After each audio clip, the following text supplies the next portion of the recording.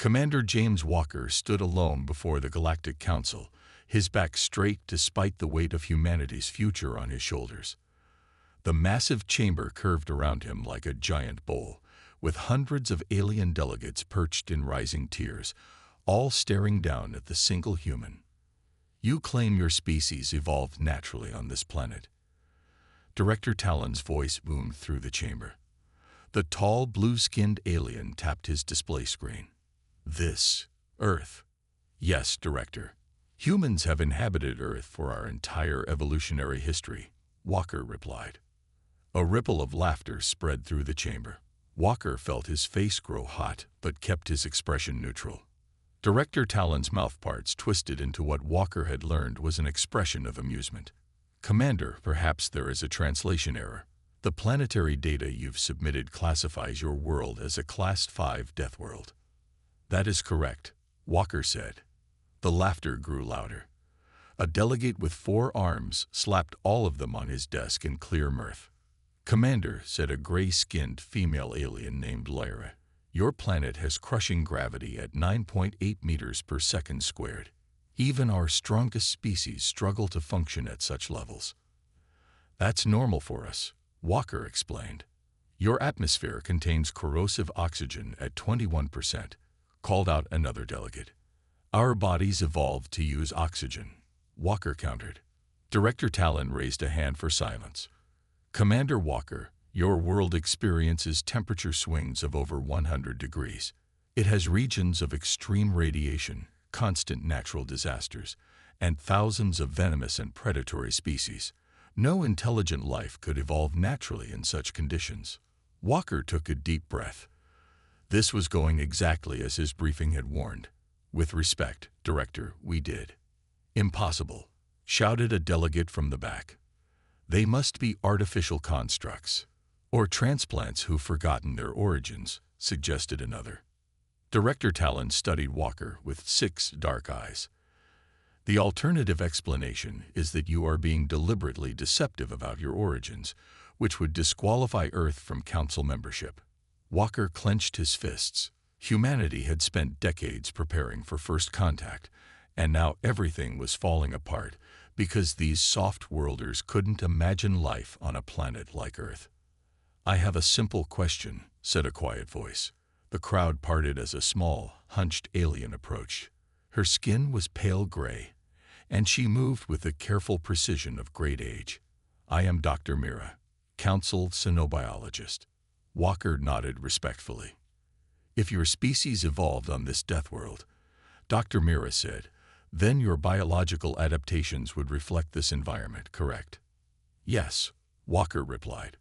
Without warning, she produced a small device and pricked Walker's finger. He flinched but didn't pull away as she collected a drop of blood. She murmured, studying the readout. "Interesting. Heavy metals, efficient oxygen transport, cellular repair mechanisms." She looked up sharply. "May I scan you, Commander?" Walker nodded. Dr. Mira waved a device around him while the council watched in silence. Finally, she turned to the assembly. "His bone density, muscle composition, and neural structure are consistent with evolution under high gravity and environmental stress." Director Talon's face parts tightened in displeasure. "Are you suggesting this human is telling the truth?" "I'm suggesting," Dr. Mira replied carefully, "that either they evolved exactly as they claim, or someone went to extraordinary lengths to engineer them to appear so." The chamber erupted in heated debate. Walker stood silent as the aliens argued about him as if he weren't present. Some called him a fraud, others a laboratory creation. A few expressed fear about what humans might be capable of. Director Talon banged his ceremonial staff for order. "Enough. Commander Walker, the Council finds your claims highly suspicious. Your application for Earth's membership is denied until you can provide conclusive proof of your evolutionary origins." Walker looked around at the sea of doubtful alien faces and realized no amount of data would convince them. They needed to see what a human could do. Walker walked slowly from the council chamber, his mind racing. Earth had spent 15 years preparing for this meeting, and in less than an hour, Everything had fallen apart. The hallway outside was filled with delegates who stepped aside as he passed, some whispering, others openly staring. "Commander Walker," called a voice behind him. "A moment, please." Walker turned to see Dr. Mira hurrying toward him, her short legs working twice as fast to catch up. Several assistants trailed behind her, carrying equipment. "Doctor," Walker nodded. "Thank you for at least examining the evidence." "Evidence is what we live for," she replied, her large eyes blinking rapidly. "Though I admit, I've never encountered a species like yours. Your genetic structure suggests adaptation to constant environmental stress." Walker allowed himself a small smile. "On Earth, we call it Tuesday." Dr. Mira tilted her head, confused by the joke, then continued. "The Council is wrong to dismiss your claims without proper investigation, but they won't change their minds based on data alone." "What would convince them?" Walker asked. Dr. Mira's facial ridges pulsed with color. "Her species' version of deep thought. A demonstration, something that proves humans can survive conditions that would kill other sentient species." Walker leaned against the wall, feeling the slightly lower gravity of the station making his movements too light, too easy. "What did you have in mind?" "There's another Class 5 planet, designation Nomad 426. The Council has attempted 3 scientific expeditions there. All ended in failure." "Deaths?" Walker asked. "No," Dr. Mira said.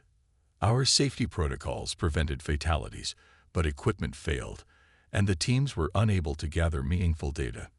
No one has been able to spend more than 12 hours on the surface." An idea began to form in Walker's mind. And if a human were to join the next expedition, successfully gather data where others have failed, it would be compelling evidence that humans evolved under similar conditions, Dr. Mira confirmed. "I need to make a proposal to the Council," Walker said. 2 hours later, Walker stood again before the assembled delegates. Director Talon looked annoyed at the unscheduled session. "Commander Walker, we have already reached our decision," Talon said. "I'm not here to dispute your decision, Director," Walker replied. "I'm here to offer a solution that benefits everyone." This caught their attention. The chamber fell silent. "I understand there's a planet, Nomad 426, that has resisted your research efforts," Walker continued. "I propose a joint expedition. Your scientists, plus me. If humans truly evolved on a Deathworld, I should be able to function there far better than your previous teams." Murmurs spread through the chamber. Director Talon's eyes narrowed. "And what do you hope to gain from this stunt?" Walker stood tall. "If I survive and help gather valuable scientific data, the Council acknowledges Earth's true origins and grants us full membership status. If I fail, we withdraw our application for 10 standard cycles." "This is preposterous," shouted a delegate from the upper tier. "We would be risking valuable researchers and equipment." "Actually," Dr. Mira spoke up, stepping forward from the side chamber, "I volunteer to lead this expedition. The potential knowledge gain is worth the risk." Director Talon looked from Walker to Dr. Mira. "You truly believe this human could succeed where our best specialists have failed?" "I believe," Dr. Mira said carefully, "that if Commander Walker is what he claims to be, a naturally evolved Deathworld species, then he possesses biological adaptations we've never encountered before. That alone warrants investigation." The chamber erupted in debate. Walker remained still, watching the political currents swirl around him. Finally, Director Talon raised his staff for silence. "Very well," he announced. "We will put it to a vote. Should the Council authorize this joint expedition to Nomad 426? The voting took less than a minute. When the results appeared on the central display, Walker allowed himself a smile. By a margin of just 7 votes, his challenge had been accepted. Director Talon looked displeased. "Prepare your affairs, Commander Walker. You leave in 3 days. I hope for your sake that humans are as resilient as you claim." The preparation bay hummed with activity as Walker inspected his environmental suit. Unlike the bulky, mechanized exoskeletons the alien crew would wear, his was relatively lightweight, reinforced fabric with basic atmospheric filtering and temperature control. "That's all you're wearing?" Science Officer Wren asked, his 4 eyes blinking in sequence. The tall, thin alien was examining Walker's equipment with obvious skepticism. "The atmospheric toxicity levels alone would require our kind to have full sealed systems." Walker shrugged. "My lungs can filter most of the compounds your data shows are present. This suit handles the rest." "Impossible," Wren muttered, turning back to his own elaborate suit. No evolved organism could process those toxins naturally. Walker had heard variations of this comment for 3 days straight. He bit back a sharp reply and continued his preparations. Earth's survival in the galactic community depended on his success, not his ability to win arguments. "Commander Walker," called Dr. Mira from across the bay, "would you join me for testing?" He followed her to a sealed chamber where various equipment had been arranged. For the next 2 hours, she ran him through a series of physical tests, strength assessments, reaction times, atmospheric tolerance chambers. With each test, her assistants recorded data while other members of the expedition team gathered to watch. "Remarkable," she said as Walker completed a high-gravity simulation. "Your muscle density and lung capacity are unlike anything in our databases." Security Chief Fox, a heavily built alien with armored plates covering his body, snorted derisively. "Lab-grown enhancements, obviously." "There's no evidence of genetic engineering," Dr. Mira countered. "His cellular structure is consistently evolved, not designed." "Then he's lying about his homeworld," Vox insisted. "No natural species could develop these adaptations without technological intervention." Walker finished toweling the sweat from his face. "Where I come from, we have a saying, the proof of the pudding is in the eating. In 3 days, we'll be on Nomad 426, and you'll see what humans can do." "If you survive that long," Vox said, turning away. Later that night, Walker accessed the ship's database from his quarters. He wasn't just preparing his body, he was studying his teammates. Each species represented on the expedition had evolved on what the Council classified as garden worlds, planets with stable climates, minimal geological activity, and filtered radiation. He pulled up files on Science Officer Wren's species, the Kaveri, evolved on a low-gravity moon with constant temperature and no seasons. Their bodies had never needed to adapt to environmental stress or sudden changes. Security Chief Fox was Targan. His armored exterior looked impressive, but according to the medical data, his internal organs were extremely sensitive to pressure changes and temperature variations. Even Dr. Mira's species, the Ilani, came from a world where the worst natural disaster in recorded history was a mild earthquake that had caused no casualties. Walker leaned back, understanding their disbelief better now.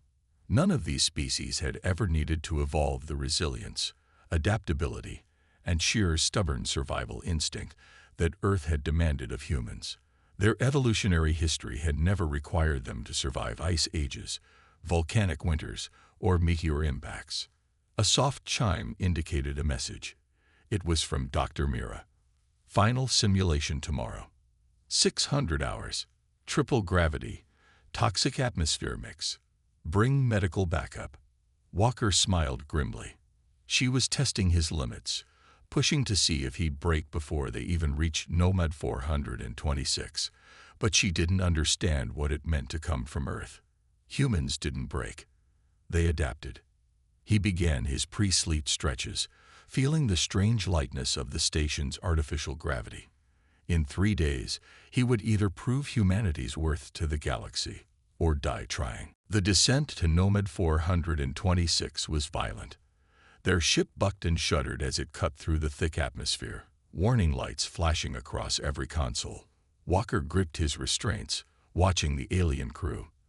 Their faces showed varying signs of distress as the turbulence intensified. "Atmospheric density 15% higher than predicted," reported the pilot, her 6-fingered hands dancing across the controls. "Wind speeds exceeding 200 kilometers per hour. Just like a hurricane back home, Walker commented, trying to sound casual despite being thrown against his restraints. Science Officer Wren shot him a look of disbelief. You experience these conditions regularly. A few times a year in some regions, Walker said. The aliens exchanged glances. A massive jolt rocked the ship. Something tore loose overhead, sending sparks cascading across the cabin. Stabilizers failing, the pilot called out. Brace for hard landing. The ship slammed into the surface with bone-jarring force. For several seconds, no one moved. Then Dr. Mira began checking her team for injuries. Status report, she demanded. Minor injuries only, Security Chief Vox announced after a quick survey. But the ship has sustained significant damage. Exterior sensors are offline. Walker unbuckled and moved to a viewport. Outside, a hellish landscape stretched in all directions. Jagged rock formations pierced an orange-gray sky. Lightning flashed constantly between swirling clouds. Welcome to paradise, he muttered. 2 hours later, the expedition had established a base camp 100 meters from the ship. Even inside their bubble-shaped shelter, the aliens moved with visible difficulty. The planet's gravity minus 1.3 times Earth normal strained their bodies, while Walker felt only slightly heavier than usual. Atmospheric analysis complete, Wren announced, studying his instruments. Nitrogen-oxygen base with high concentrations of sulfur compounds and chlorine. Toxic to most council species. But not to you, Dr. Mira asked Walker. It would be unpleasant without filtration, Walker admitted, but not immediately fatal. The gravity is manageable too. As if to challenge his assessment, the ground trembled beneath them. A deep rumbling sound grew until equipment began bouncing on tables. Seismic activity, shouted Vox. Level 6. Everybody brace, Walker called out. The tremor intensified. Cracks appeared in the shelter's foundation. One of the scientists fell, crying out as her environmental suit scraped against the floor. Walker helped her up, noticing how her limbs trembled under the strain of the gravity. When the shaking finally stopped, Dr. Mira looked grim. That was only a moderate event for this planet. The geological survey indicates we can expect worse. A warning alarm blared from their communications array. Walker moved to the console. Pressure front approaching, he reported. Looks like a major storm system. Vox checked the readings and hissed in alarm. Wind velocities approaching 300 kilometers per hour. The shelter wasn't designed for this. Dr. Mira made a quick decision. Prepare to evacuate back to the ship. Too late, Walker said, pointing to the viewport. The sky had darkened to near black, with lightning now striking continuously. We'll never make it across open ground. A deafening crack split the air as lightning struck nearby. The shelter's power failed instantly, plunging them into darkness.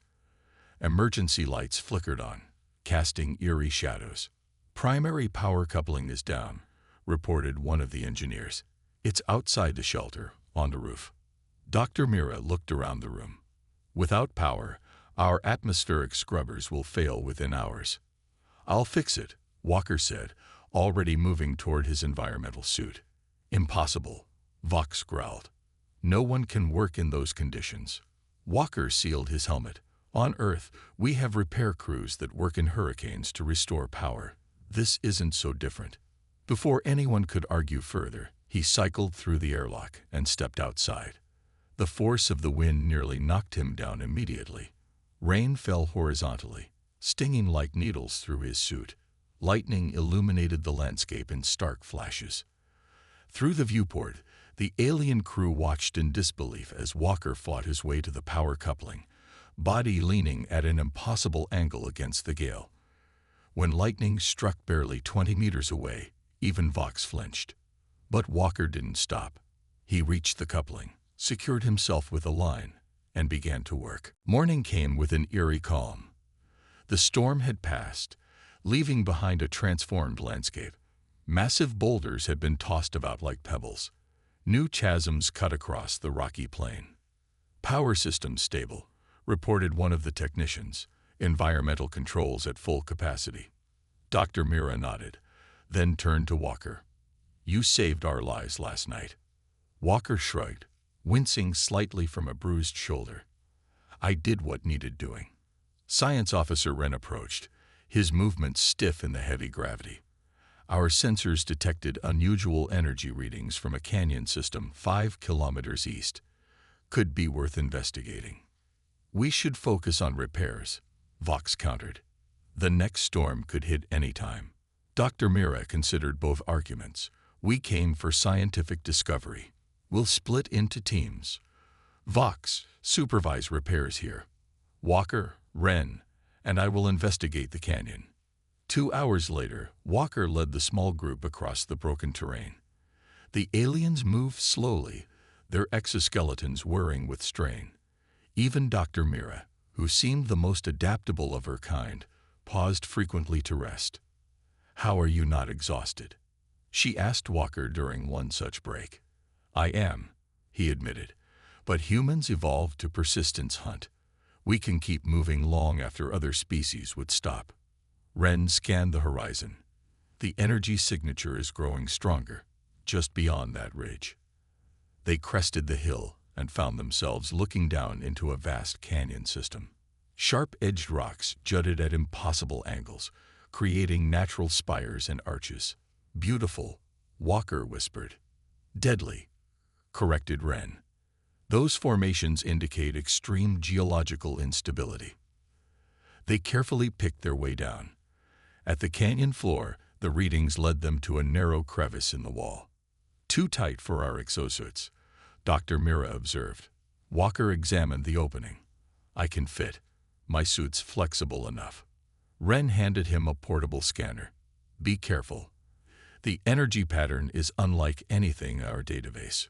Walker squeezed through the crevice, emerging into a small chamber.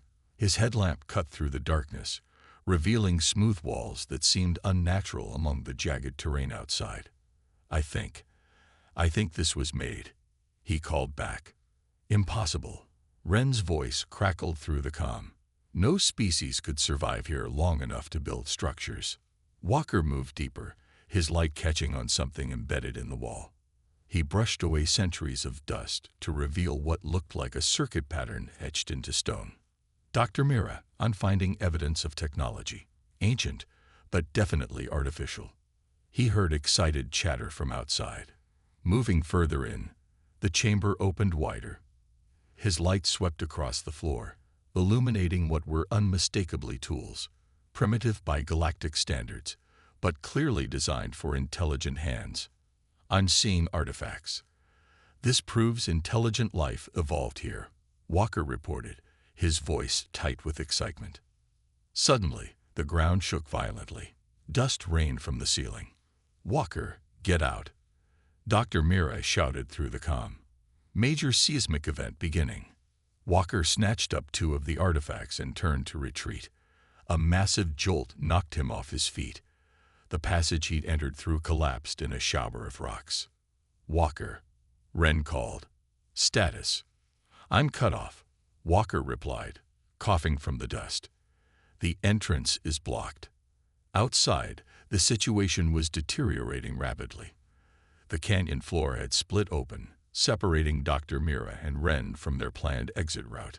The entire canyon system is collapsing, Wren reported, his voice strained. Our exosuits aren't designed for this. The servos are already overheating from the stress. Inside the chamber, Walker frantically searched for another way out. His light caught on a faint current of air from deeper within the cave. Following it, he discovered a narrow tunnel sloping upward. I found a possible exit route, he transmitted, but you'll need to find higher ground first. Can you climb? Negative, Dr. Mira responded. Our suits lack the necessary flexibility for vertical ascent in this gravity. Walker thought quickly. Hold position. I'm coming to you. He squeezed through the tunnel, emerging higher up the canyon wall. Below, he could see the aliens trapped on a rapidly shrinking island of stable ground as fissures spread like cracks in ice. Without hesitation, Walker began to climb down, searching for a path that the exosuit-wearing aliens could navigate. "I see a route," he called. "But you'll have to trust me." "The storm front will reach us in 3 hours," the pilot announced, her voice tight with stress. "If we're not off-planet by then, we won't be leaving at all." The expedition team huddled in the damaged shelter, equipment piled haphazardly around them. Their return from the canyon had been grueling. Walker had guided Dr. Mira and Ren through a treacherous path up the canyon wall, often physically supporting their failing exosuits. By the time they reached the shelter, the aliens were completely exhausted. "The artifacts we recovered prove intelligent life evolved here," Dr. Mira said, examining the tools Walker had rescued. "This changes everything we thought about evolution on Class 5 planets. It won't matter if we die here," Vox said bluntly. "The ship's main thruster is damaged. Repairs would normally take a week." Walker studied the damage report on the screen. "What if we bypass the secondary cooling system? Route all power through the primary." The pilot looked horrified. "The system would overheat within minutes." "Not if we time our ascent correctly," Walker countered. "A fast burn at maximum power. We'd only need the engines at full for about 4 minutes to break atmosphere." "And if the system fails during ascent?" Ren asked. Walker met his gaze. "Then we die." A heavy silence filled the room. "Let's vote," Dr. Mira suggested. "No," Walker said, surprising everyone. "This isn't a democracy. It's survival. I've lived on a Deathworld my entire life. This is how we think." He pointed to the approaching storm on the monitor. "That's certain death. My plan is our only chance." Dr. Mira studied him for a long moment, then nodded. "Walker is in command until we're off-planet. Prepare for immediate evacuation," Walker ordered. "Essential equipment only. We launch in 1 hour." The team moved with renewed purpose. Walker worked alongside the engineer, reconfiguring the ship's systems for the desperate escape plan. Outside, the sky darkened ominously as the massive storm approached. 10 minutes to launch," Walker announced over the comm. "Final equipment check." A crash from outside interrupted the preparations. Walker rushed to the viewport to see Vox sprawl on the ground, one leg of his exosuit crushed under a fallen equipment container. "Vox is down," he shouted, grabbing his helmet. "There's no time," Ren called after him. "The storm." But Walker was already cycling through the airlock. Outside, the wind howled, throwing stinging particles against his suit. He reached Vox, who was trying unsuccessfully to free himself. "Leave me," the security chief growled. "Save the mission." Walker ignored him, straining to lift the container. His muscles screamed under the combined weight of the heavy gravity and the massive metal box. With a final heave, he shifted it just enough for Vox to pull free. The alien's exosuit was badly damaged. One leg no longer functioned, and warning lights flashed across its control panel. "Can you walk?" Walker shouted over the wind. "Negative," Vox replied. Without hesitation, Walker hoisted the security chief onto his shoulders. The combined weight of the alien and his partially functional exosuit was crushing. Walker's legs trembled with each step as he fought his way back to the ship against the increasingly violent wind. Inside, the team stared in disbelief as Walker carried Vox up the ramp. "How is that physically possible?" one of the scientists whispered. Dr. Mira helped get Vox secured. "His species evolved carrying heavy burdens across dangerous terrain. This is what a Deathworlder can do." "Everyone strapped in?" Walker asked, taking the co-pilot's seat. His face was pale with exertion, but his hands were steady on the controls. "Launch sequence initiated," the pilot confirmed. The ship shuddered as its engines fired. Outside, the leading edge of the storm engulfed them, battering the hull with debris. "Main engine temperature rising quickly," Ren reported, already at 80% of maximum tolerance. "Hold course," Walker instructed. "Everything depends on the next 3 minutes." The ship climbed through the turbulent atmosphere, frame groaning under the strain. Warning alarms blared as systems approached failure points. Engine temperature critical, Wren shouted. Just a little longer, Walker urged, eyes fixed on the altitude display. The ship broke through the upper atmosphere just as the primary engine cooling system failed. Emergency protocols kicked in, shutting down the overtaxed system before it could explode. We made it, the pilot said, her voice filled with disbelief. We're in stable orbit. Walker leaned back in his seat, finally allowing himself to relax. Across the cabin, Vox was staring at him with a new expression. Respect. I was wrong about you, the security chief admitted. No artificial being could have done what you did today. Walker smiled tiredly. That's what it means to be human. The grand chamber of the Galactic Council buzzed with excitement. Every seat was filled, and additional viewing screens had been set up in adjacent halls for the overflow crowd. Word had spread quickly about the Nomad 426 expedition's unexpected return. Walker stood at the center of the chamber, flanked by Dr. Mira and the rest of the team. Their bodies still showed signs of their ordeal. Walker's hands were bandaged from radiation burns, and several of the aliens wore medical supports for strained muscles and damaged joints. Director Talon called the session to order, his expression carefully neutral. This emergency session has been convened to hear the report of the joint expedition to Nomad 426. Dr. Mira, as mission lead, you have the floor. Dr. Mira stepped forward. Esteemed Council, our mission was not only successful beyond expectations, but it has fundamentally changed our understanding of evolution in extreme environments. She activated a holographic display showing images from the planet's surface. We discovered evidence of an extinct intelligent species that evolved naturally on Nomad 426. The chamber erupted in astonished murmurs as images of the artifacts appeared. More importantly, Dr. Mira continued when the noise subsided. We would not have survived to make this discovery without Commander Walker. The humans' physiological adaptations proved essential to our survival. She nodded to Wren, who projected medical data onto the main screen. These readings show Commander Walker functioning in conditions that would kill most Council species within minutes. His strength, endurance, and problem-solving abilities under extreme stress demonstrate traits consistent with evolution on a high-gravity, volatile world. Vox, still using a mobility aid for his injured leg, stepped forward. As security chief, I was the most skeptical of the humans' claims. Now I stand corrected. He looked directly at Walker. When the storm hit and I was injured, Commander Walker carried me over 300 meters through conditions that disabled my exosuit. No engineered being would have the instinctive adaptability he showed. Director Talon's expression had gradually shifted from skepticism to troubled acceptance. These testimonies are compelling, but, if I may, Director, interrupted Walker, speaking for the first time. He placed a small container on the display podium. We brought back more than just data. He opened the container to reveal a small crystalline structure.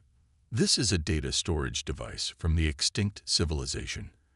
Our scientists have partially decoded it. A new hologram appeared, crude by Council standards, but unmistakably showing a recorded message. The alien figure was unlike any known species, clearly adapted for the harsh conditions of Nomad 426, with a dense body structure and protective outer layers. They called themselves the Nomadi, Walker explained. Their message is simple but profound. It reads, "We grew strong in adversity. Remember us." Silence fell across the chamber. Director Talon stared at the image for a long moment before addressing the Council. It seems we have been mistaken in our assumptions about what environments can produce intelligent life. He turned to Walker. Commander, in light of this evidence, I motion that Earth be granted full membership status in the Galactic Council, effective immediately. The vote was nearly unanimous. After the formal proceedings, Walker found himself surrounded by delegates eager to learn more about humans and Earth. Dr. Mira approached, looking more energetic than he had seen her since before the mission. I'm establishing a new field of study, she told him excitedly. Deathworld evolutionary theory. Would you consent to be our first research subject? Walker smiled. Earth would be happy to share our knowledge. Director Talon joined them, looking somewhat uncomfortable. Commander Walker, the Council wishes to dispatch a scientific delegation to Earth. There is much we could learn from your challenging environment. And from its people, added Dr. Mira. Walker nodded, thinking of the countless generations of humans who had survived ice ages, plagues, natural disasters, and their own destructive tendencies to reach the stars. The universe is not always kind, he said, but as the Nomadi understood, adversity creates strength. Humanity doesn't just survive on a death world. We were forged by it. As the chamber gradually emptied, the hologram of the extinct Nomadi remained, its message a silent testament to a truth the Council was only beginning to understand, that sometimes the harshest cradles produce the strongest children.